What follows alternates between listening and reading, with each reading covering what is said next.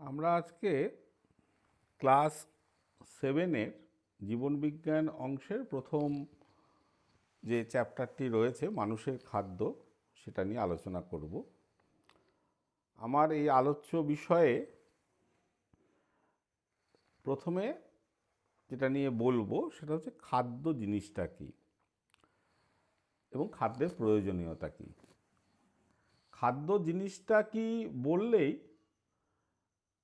আমাদের খাদ্যের প্রয়োজনীয়তা কী বা কেন আমরা খাদ্য খাবো এটা বোঝা যায়। তাহলে খাদ্য কাকে বলে বললেই বেশিরভাগ স্টুডেন্টরাই বলে থাকে সাধারণভাবে যে আমরা যা খাই সেটাই খাদ্য। তারা খুব একটা ভুল বলে না, সত্যিই তাই, আমরা যা খাই সেটাই খাদ্য। কিন্তু দেখা যায় যে খাদ্যের বেশ কিছু অংশ থাকে যেটা আমরা হজম করতে পারি না। সেগুলো হয় সরাসরি রক্তে মিশে যায় অথবা সেগুলো মলের মাধ্যমে বেরিয়ে যায়। যেগুলো রক্তে মিশে যায় সেগুলো দেহের উপকারী করে, কিন্তু যেটা বেরিয়ে গেল অর্থাৎ অপাচ্য অংশ সেটাকে অনেকেই খাদ্যের উপাদান হিসেবে ধরতে চান না বা খাদ্য বলতে চান না। কিন্তু দেখা যাবে সেই উপাদানগুলো না থাকলে মলও তৈরি হবে না এবং মলের মাধ্যমে বিভিন্ন রেচন পদার্থ দেহ থেকে বেরিয়েও যাবে না। যেমন মলের মাধ্যমে পিত্তর উপাদানগুলি বেরিয়ে যায়, যার মধ্যে বেশিরভাগটা রেচন পদার্থ থাকে। সেই কারণে মল সৃষ্টি না হলে মানুষের মৃত্যু ঘটবে বা দেহ থেকে রেচন পদার্থগুলো বেরোবে না বলে তাদের নানা রকম রোগ তৈরি হবে। সেই হিসাবে আমরা বলতেই পারি যে খাদ্যের অপাচ্য অংশগুলোও যেগুলো মল তৈরিতে ভূমিকা নিচ্ছে সেটা আমাদের পুষ্টিতে লাগছে, সেই কারণে আমরা এটাকেও খাদ্যের একটা উপাদান হিসেবে ধরছি।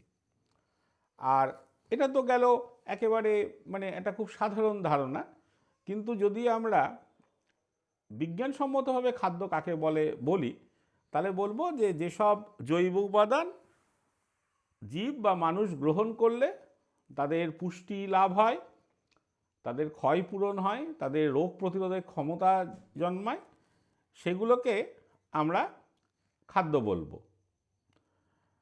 তাহলে এটাকেই সংজ্ঞা, অর্থাৎ খাদ্য এক ধরনের জৈব উপাদান যেটা রোগ প্রতিরোধ করা, যেটা দেহ গঠন করা, যেটা শক্তি যোগানো, এই সব কাজগুলো করবে। তো সেই হিসাবে আমরা যা খাচ্ছি, মাছ, মাংস, ডিম, ভাত, রুটি, ডাল, শাক, সবজি সবই খাদ্য। এবার দেখা যাক যে খাদ্য কি কাজে লাগে বা কেন আমরা খাদ্যটা খাবো। তাহলে খাদ্য কি কাজে লাগে, ওই যে আমরা বললাম যে সংজ্ঞাগুলো, এই সংজ্ঞাগুলো থেকে আমাদের খাদ্য সম্পর্কে একটা খাদ্যের কার্যকারিতা সম্পর্কে একটা ধারণা তৈরি হয়ে যাবে। তাহলে আমরা এর পয়েন্ট করে বলি কী কী কাজে লাগবে। প্রথম কাজে লাগবে হচ্ছে দেহ গঠন। বাচ্চারা বড় হচ্ছে, তাদের দেহ গঠনেও খাদ্য লাগছে, আবার যারা পরিণত মানুষ তাদেরও দেহের গঠন বজায় রাখার জন্য লাগছে। 2 নম্বর পয়েন্ট, অবশ্যই শক্তির জন্য লাগবে, অর্থাৎ আমাদের প্রত্যেক দিন যেসব কাজ করছি তার জন্য শক্তি দরকার হয়, সেই শক্তির জন্য লাগবে বা খাদ্য ভেঙেই শক্তি পাবো। 3 নম্বর হচ্ছে ক্ষয়পূরণ, অর্থাৎ আমরা রোগগ্রস্ত হলাম, আমাদের ওজন কমে গেল, সেই ক্ষয়টা তো পূরণ করতে হবে, তার জন্য খাদ্য লাগবে। 4 নম্বর বলবো যে রোগ প্রতিরোধের ক্ষমতা তৈরি করতে হবে, কারণ আমরা যে পরিবেশে থাকছি তার থেকে অনেক জীবাণু আমাদের মধ্যে ঢুকছে, ভাইরাস ঢুকছে, ব্যাকটেরিয়া ঢুকছে, সেগুলো তো আমরা সব দ্বারা আক্রান্ত হচ্ছে না, কেননা আমাদের নিজেরই দেহের প্রতিরোধ একটা ব্যবস্থা তৈরি হচ্ছে, যাকে আমরা ইমিউনিটি বা অনাক্রমতা বলি। সে দেখা যাচ্ছে যে রোগ জীবাণুকে দেহের মধ্যে মেরে দিচ্ছে বা রোগ হতে দিচ্ছে না, তার জন্যও খাদ্য লাগবে। খাদ্যের উপাদান ছাড়া ইমিউনিটি আসে না। 5 নম্বর বলবো যে ভবিষ্যতের জন্য খাদ্য জমা রাখতে হবে। হ্যাঁ, আমাদের দেহে চর্বি হিসাবে খাদ্য জমা থাকছে, আমাদের দেহে গ্লাইকোজেন হিসাবে খাদ্য জমা থাকছে।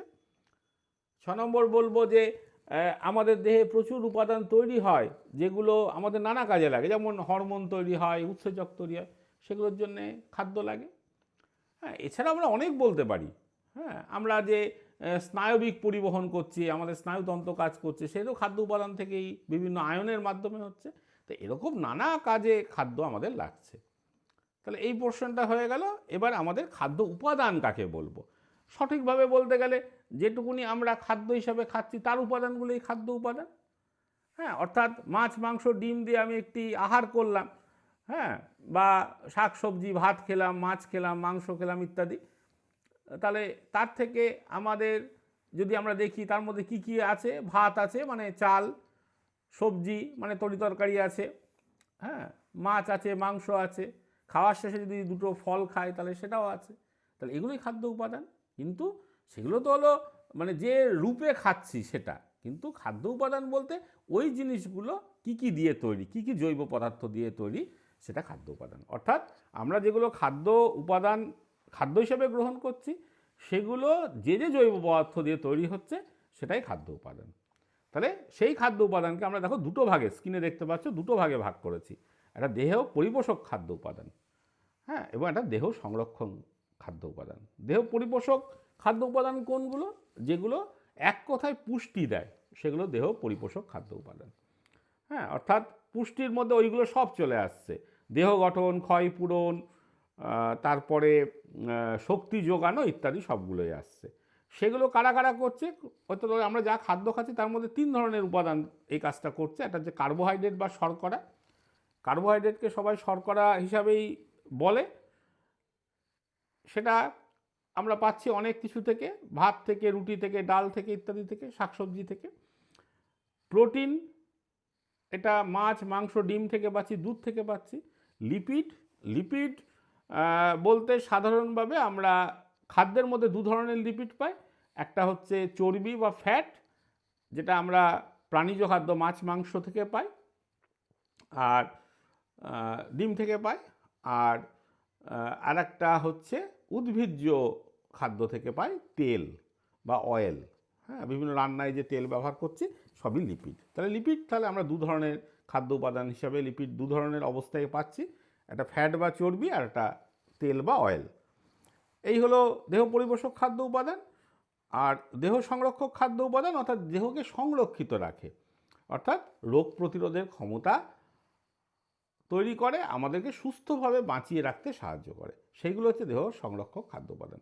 সেগুলো ওই আমরা যা খাচ্ছি, ডিনারে খাচ্ছি, ব্রেকফাস্টে খাচ্ছি, মানে তোমার দুপুরবেলায় লাঞ্চে খাচ্ছি, সবই সবই হচ্ছে ওটা ওইভাবে থেকে যায়, ওর মধ্যেও থেকে যায়। হ্যাঁ, যেমন ভিটামিনেরগুলো হচ্ছে এমন একটি খাদ্য উপাদান যেটা আমাদের বিভিন্ন খাদ্য, মূলত উদ্ভিজ্জ খাদ্য, ফলমূল এগুলোর মধ্যেই সবথেকে বেশি থাকছে, শাকসবজির মধ্যে দুধে ডিমে থাকছে। ভিটামিনস এমন একটি খাদ্য উপাদান যেটা তোমার আমাদের দেহের বিভিন্ন রাসায়নিক বিক্রিয়াগুলোকে প্রভাবিত করে। ফলে এইগুলো যদি না থাকে খাদ্যে তাহলে আমাদের দেহে ভিটামিনের অভাব তৈরি হবে এবং ওই রাসায়নিক বিক্রিয়াগুলি আর ঠিক মতন ঘটবে না, হবে না। ফলে কী হবে? আমাদের রোগ তৈরি হবে। একটা উদাহরণ হিসাবে আমরা বলতে পারি যে আমাদের রাতকানা রোগ হয়, রাত্রেবেলায় দেখতে পায় না, ভিটামিন এর অভাবে। অ্যাকচুয়ালি ভিটামিন এ কী করে? আমাদের রাত্রেবেলায় দেখতে তৈরি করে একটা প্রোটিন নাম হচ্ছে রোডোপসিন, সেটা তৈরিতে সাহায্য করে। ফলে ভিটামিন এ থাকলে না থাকলে রোডোপসিন তৈরি হয় না এবং আমাদের রাতকানা নামে একটা রোগ হয়, রাত্রেবেলা অল্প আলোতে আমরা দেখতে পাই না। আর খনিজ মৌল বললে আমাদের মূলত খনিজ লবণকেই বোঝানো হয়। আমরা যে ভাত রুটি ইত্যাদির সাথে বা সবজির সাথে যে খাদ্য লবণ ব্যবহার করি তার থেকে আমরা দুটো খনিজ মৌল পাই, সোডিয়াম এবং ক্লোরিন। কিন্তু এছাড়া আমাদের প্রচুর খনিজ মৌল দরকার হয় যেগুলো আমরা বিভিন্ন লবণ রূপে বিভিন্ন খাদ্যের মাধ্যমে পাই। হ্যাঁ, যেমন ক্যালসিয়াম ছাড়া আমাদের হাড় গঠন হবে না, ক্যালসিয়ামটা আমরা ডালে পাবো, দুধে পাবো। সুতরাং এই খনিজ মৌলগুলো আমাদের দেহ গঠনে লাগবে, আর যদি এগুলো অভাব হয় তাহলে দেহর গঠনে ব্যাহত হবে, রোগ হবে। যেমন একটা উদাহরণ দিই, আমাদের খাদ্যে যদি লোহা না থাকে তাহলে আমাদের অ্যানিমিয়া বা রক্তাল্পতা বলে একটা রোগ হয়, রক্ত কমে যায়, রক্তে লোহিত রক্তকণিকা কমে যায়, হিমোগ্লোবিন কমে যায়। হ্যাঁ, তা সেই রোগটা হবে না যদি আমরা খাদ্যে ঠিক মতন মাত্রায় লোহা পাই। সেই কারণে দেখবে যে ছোটদের মিড ডে মিল, হ্যাঁ, ক্লাস 8 পর্যন্ত স্টুডেন্টদের মিড ডে মিলের সাথে সপ্তাহে একদিন করে একটা আয়রন ট্যাবলেট দেওয়া হয়, ওটা খেলে ওই আয়রনের ডেফিসিয়েন্সি বা ঘাটতিটা হয় না।